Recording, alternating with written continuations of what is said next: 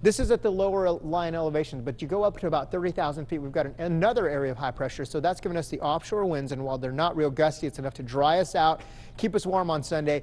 Highs tomorrow coming up another 5 to 8 degrees from where we were today. This is going to be the coldest night that we have seen. It has been a stretch of freezing temperatures.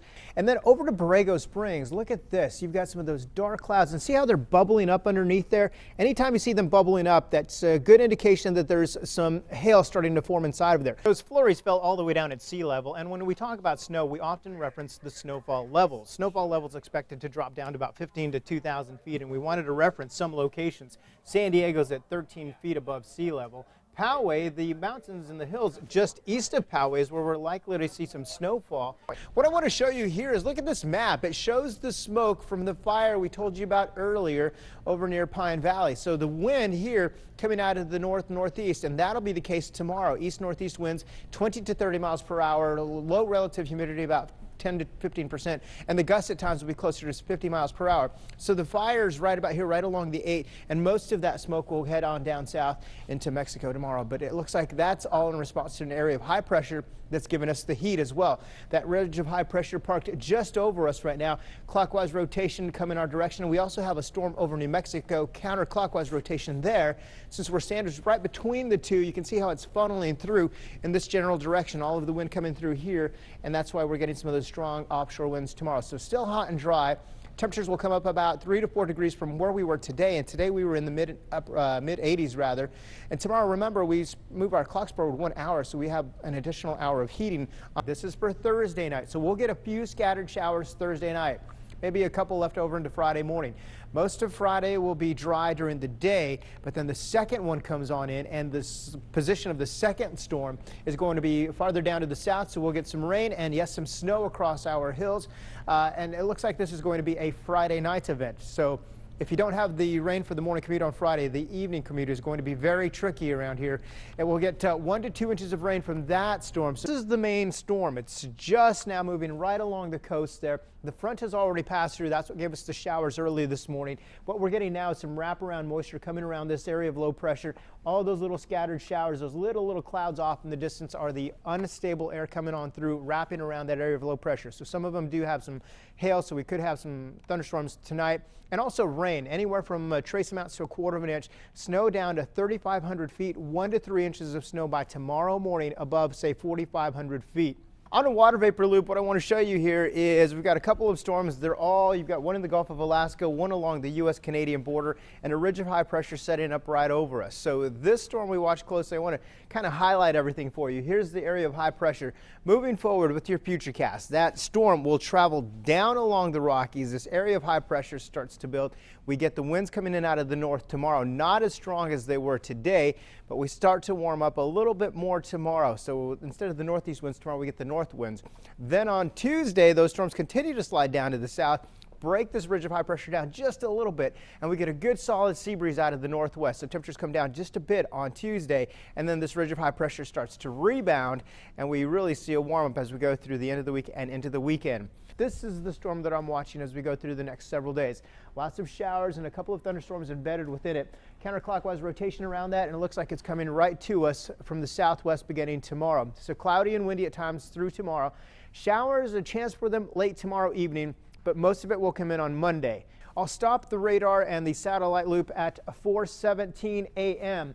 Here we are, and look at all the cloud cover passing right up overhead. So that cloud cover acted as a blanket to keep the temperatures in the 20s and 30s. So we didn't see quite as many of the teens for overnight lows thanks to that cloud cover, even though it moved through rather quickly. At night, ice forms on top of these sheets of paper, and it traps some of the heat underneath, protecting some of the plants. Snow in San Diego. These pictures were taken in January 1913 at a frozen fountain in the area now called Horton Plaza. It was 22 degrees outside. The San Diego History Center shared these images with 10 News. You can see men in their hats and coats holding broken chunks of ice from the frozen fountain waters. This picture read, "Once in a lifetime in San Diego." But it happened again. In January 1949, snow covered the palm trees and the parking lot of the county administration building while a snow shovel was used to clear the steps. Measurable snow fell in 1913, 1949, and 1967. Trace amounts fell in 1937, and flurries flurries fell in 1987 and 1990. Those flurries fell all the way down at sea level, and when we talk about snow, we often reference the snowfall levels. Snowfall levels expected to drop down to about 15 to 2,000 feet, and we wanted to reference some locations.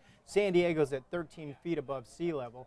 Poway, the mountains and the hills just east of Poway is where we're likely to see some snowfall, and Ramona at just below 1,500 feet is on the cusp. We saw several inches of snow with the last storm that fell in Julian, likely to happen again with this storm. One area to watch, though, is traveling 8 east, just outside of Alpine. Alpine at about 1,800 feet. We're likely to see some snow just east of the 8 with this very cold storm. It's been 23 years since snow fell in San Diego. So we're due in a few years then, right? Reggie Robinson and Lauren Gleckman would like to see it in their lifetime. It'd be cool if it snowed here because we could hang out by the beach in the snow. That'd be awesome. Perfect. In downtown San Diego, Craig Herrera, 10 News. Workers at BY's ranch in Escondido were hustling to cover these strawberries. For the cold, for the freezes at night. They have about 100 acres of produce that need to be protected from the freezing temperatures, and it's not cheap. It's about $900 for the material itself per acre. You might be surprised by what it's made of. One layer of a baby diaper. It's finally spun and turned into these sheets. At night, ice forms on top of these sheets of paper, and it traps some of the heat underneath, protecting some of the plants. It's a technique Lawrence Keller is also using in Fallbrook. He has 30 acres of shrub and protea. I went to 3 different places to find frost cloth, and they're all sold out. But he found some, and he's also irrigating his crops at night. The water plays a key role in prevention. It will freeze over the leaves instead of freezing inside, causing the cells to burst. And that's what happens, it kills your plants. Each plant has a value of about $150, and he'll send $30,000 to Ecuador next month. Farming and agriculture is a $1.6 billion a year industry in San Diego County. Eric Larson of the San Diego County Farm Bureau tells 10 News, up to 10% of the county's crops are subject to freeze damage. The cold is also having an effect on the produce coming in from Imperial County. Farmer Ralph Strom tells 10 News there will be a shortage of lettuce, cauliflower, and cabbage. And you may see an increase of 2 to 3 cents per serving, but supplies will increase to meet demands in 1 to 2 weeks. The cold slows the growing process, but doesn't affect the quality. And the quality is what farmers are trying to preserve. In Escondido, Craig Herrera, 10 News. For San Diegans who are frustrated with the process and going through the city website, there is an option to erasing graffiti in their neighborhood. There's a new person at City Hall appointed by Mayor Faulkner to fix potholes. Potholes just like this one.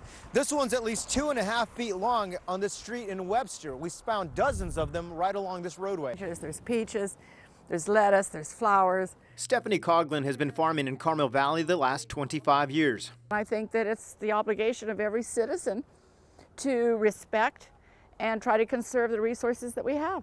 And she's using innovative ways to conserve water on her organic farm. This is water conservation.